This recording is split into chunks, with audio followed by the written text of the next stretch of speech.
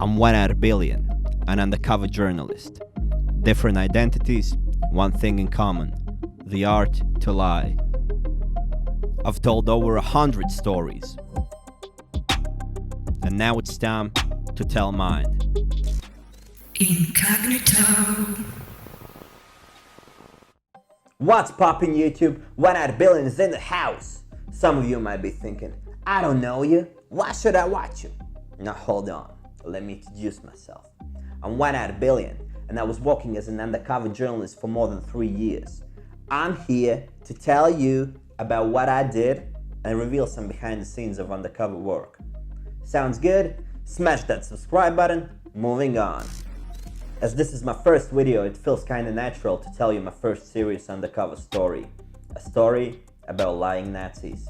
A time when I infiltrated the Nazi group, met their leader, attended a secret meeting, and shot a video for Nazis.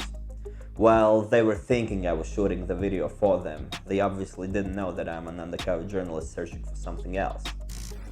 It was more than 3 years ago, so I'm going to give you a quick glimpse at the background, what was happening back then. Today, we're taking a look at how the ongoing conflict has shaped what some call one of the world's worst refugee crises. So-called refugee crisis. Migrants from different Eastern and African countries are trying to get into the European Union. Hundreds and hundreds of refugees on the Serbian side, all trying to get into Hungary here, but the border has been completely sealed.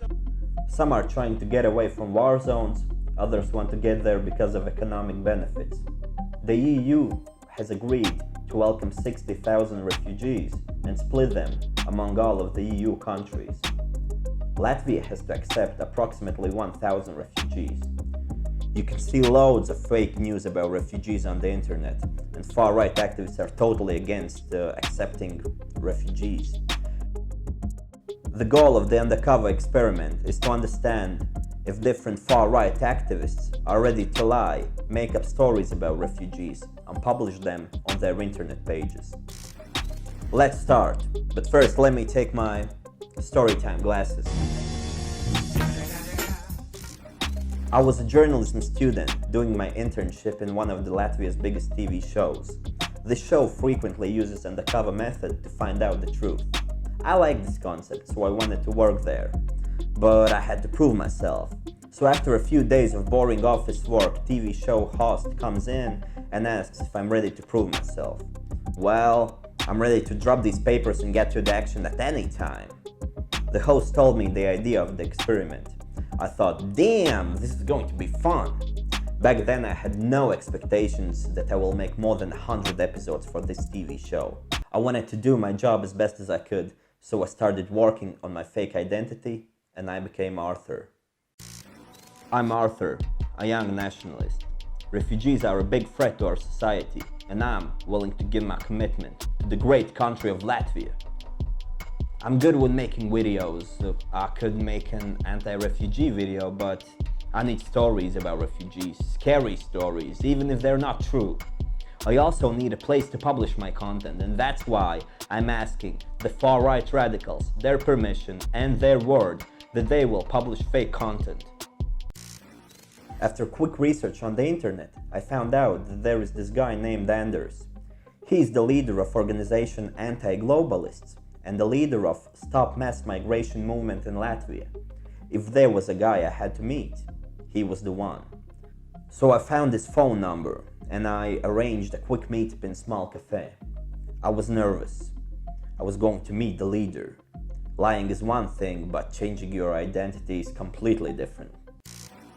So I met the Sanders guy. I told him I want to make a video with fake stories about refugees and that I would want to publish the video on their website and social network pages.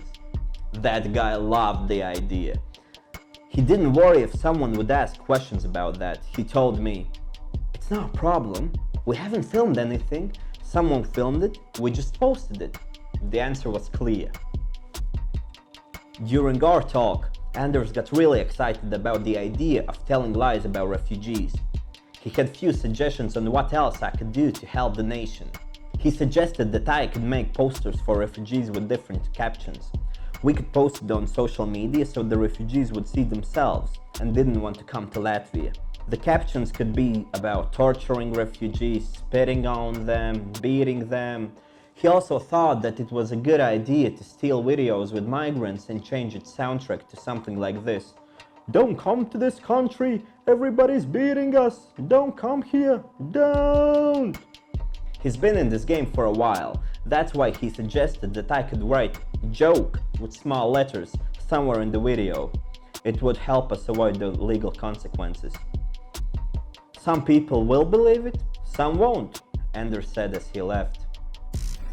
I was super excited about my experience and proud that I could step out of my comfort zone so easily. Somehow I managed to get a really great shot of him with hidden camera, but it was beginner's luck, I assure you. I was shocked about the fact that Anders, a guy who's showing up on TV and is doing public speaking, could be so passionate about telling lies. But I was a student back then, so I guess I just didn't fully understand reality.